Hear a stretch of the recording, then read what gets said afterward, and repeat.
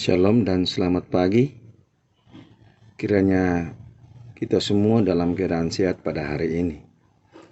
Kembali kami dari Gereja Sion Makale akan menyampaikan firman Tuhan berdasarkan bacaan harian Gereja Toraja Selasa tanggal 16 Agustus 2022 dari kitab Yesaya pasal 5 ayat 25 sampai dengan ayat yang ke-30.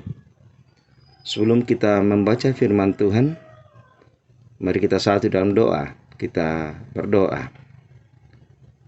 Puji syukur kami naikkan ke hadapan hadirat-Mu pada pagi ini ya Tuhan. Mensyukuri segala penyertaan Tuhan yang sungguh luar biasa kami alami. Kami bersyukur hari baru yang Tuhan anugerahkan lagi bagi kami, di mana kami akan melakukan segala tugas dan tanggung jawab yang Tuhan berikan kepada masing-masing kami. Sebelum kami mengerjakan tugas-tugas itu, Tuhan, kami akan melandasinya dengan membaca dan merenungkan firman-Mu. Di dalam membaca dan merenungkan firman-Mu itu, Tuhan, kami sadar bahwa kami ini manusia lemah, manusia yang tidak mampu. Karena itu ya Tuhan, kuasailah setiap kami yang mendengarkan renungan ini. Mampukan kami untuk memahami dengan baik apa arti dan makna firman-Mu. Dalam nama Tuhan Yesus kami berdoa kepada Bapa di surga. Amin. Yesaya pasal 5 ayat 25 sampai dengan ayat yang ke-30.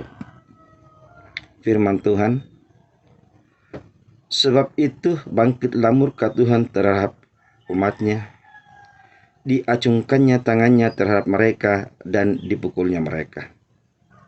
Gunung-gunung akan gemetar, dan mayat-mayat mereka akan seperti kotoran di tengah jalan. Sekalipun semuanya itu terjadi, murkanya belum surut, dan tangannya masih teracung. Ia akan melambaikan panji kepada bangsa yang dari jauh, dan akan bersuit memanggil mereka dari ujung bumi. Sesungguhnya mereka akan datang dengan segera, dengan cepat. Tiada yang lelah dan tiada yang tersandung di antaranya. Mereka tidak terlelap dan tidak tertidur. Tidak terlepas ikat pinggangnya dan tali kasutnya tidak terputus. Anak panahnya ditajamkan dan segala busurnya dilenturkan. Kuku kudanya keras seperti batu api dan roda keretanya seperti puting beliung. Aumnya seperti singa betina. Mereka mengaum seperti singa muda. Mereka meraung dan menangkap mangsanya, membawanya lari dan tidak ada yang melepaskan. Pada hari itu mereka akan diliputi oleh suara seperti suara laut menderu. Jika orang memandang ke bumi, sesungguhnya ada gelap yang menyesakkan dan terang menjadi gelap oleh awan-awan. Amin. Firman Tuhan. Tema perenungan saya beri judul penghukuman bagi yang tidak patuh. Penghukuman bagi yang tidak patuh. Bapak Ibu saudara-saudara, jika kita mengendarai suatu kendaraan, apakah mobil atau motor, dan tidak mematuhi peraturan lalu lintas, maka bisa jadi kita akan mendapat teguran dari pihak yang berwajib, bahkan mungkin mendapat hukuman berupa surat tilang yang akan diberikan kepada kita. Misalnya kita naik motor dan dengan tidak memakai helm, tentu akan ditegur oleh pihak yang berwajib. Bahkan mungkin bisa kita diberi surat tilang. Bapak Ibu saudara-saudara, dari bacaan kita ini dari Yesaya pasal 5 ini memuat tentang penghukuman bagi bangsa Israel karena tidak menaati aturan dan perintah Tuhan.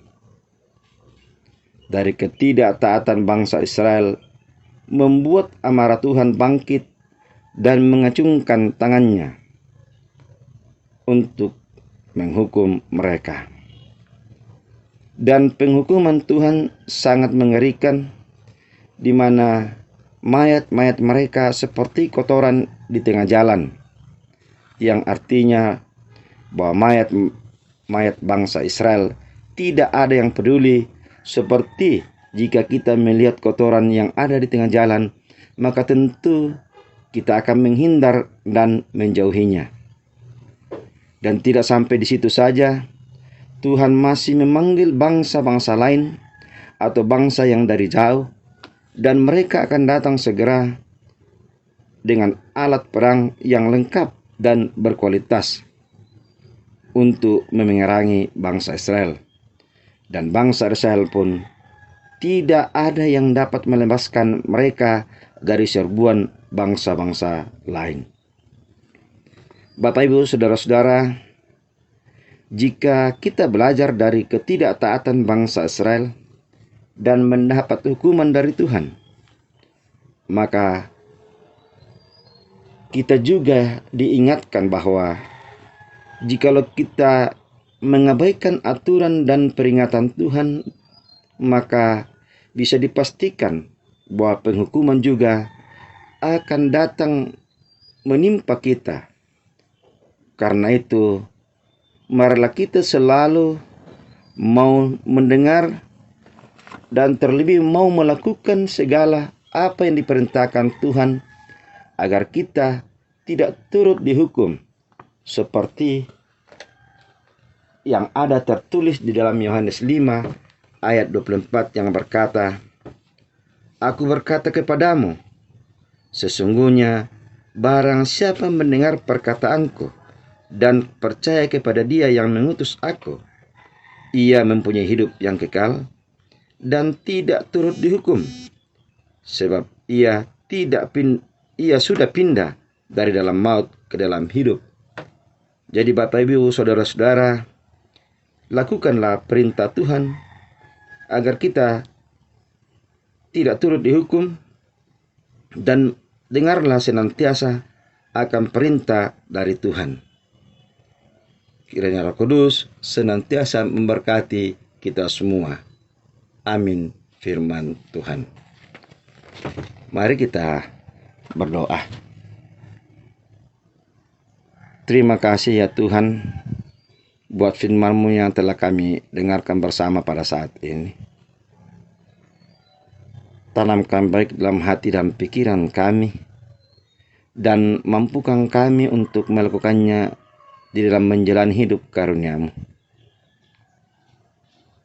Mampukan kami untuk taat akan aturan-aturan Tuhan, akan perintah-perintah Tuhan, agar kami tidak turut dihukum. Menjalani tugas dan tanggung jawab kami pada hari ini ya Tuhan, penyertaan Tuhan kami harapkan, agar semua itu boleh kami lakukan bersama Tuhan. Berkati kami senantiasa, kuatkan, sehatkan, terlebih kuatkan iman percaya kami kepadamu, dan mampukanlah kami untuk senantiasa berharap kepada Tuhan saja. Berkati bangsa dan negara kami ya Tuhan, berkati pemerintah kami, berkati gereja-Mu di muka bumi, dan ajarlah kami Tuhan untuk senantiasa mengangkat tugas dan tanggung jawab yang Tuhan berikan kepada masing-masing kami dengan takut akan Tuhan. Bapa di surga, sertai dan lindungilah kami senantiasa, agar kami senantiasa hidup seturut dengan kehendak Tuhan. Berkati anak-anak kami, baik di dalam pekerjaan, di dalam mencari pekerjaan, di dalam kehidupan sehari-hari, di dalam pendidikan, agar mereka senantiasa hidup di bawah naungan dan lindungan kasih Tuhan. Kami terus menopang dalam doa akan saudara-saudara kami yang dalam kelemahan tubuh. Tuhan berkenan memberkati semua proses pengobatan yang dilakukan, agar mereka boleh kembali sehat kuat di dalam Tuhan. Yang berduka, kiranya Tuhan terus menghiburkan mereka, agar mereka boleh melalui duka cita mereka dalam penyertaan Tuhan.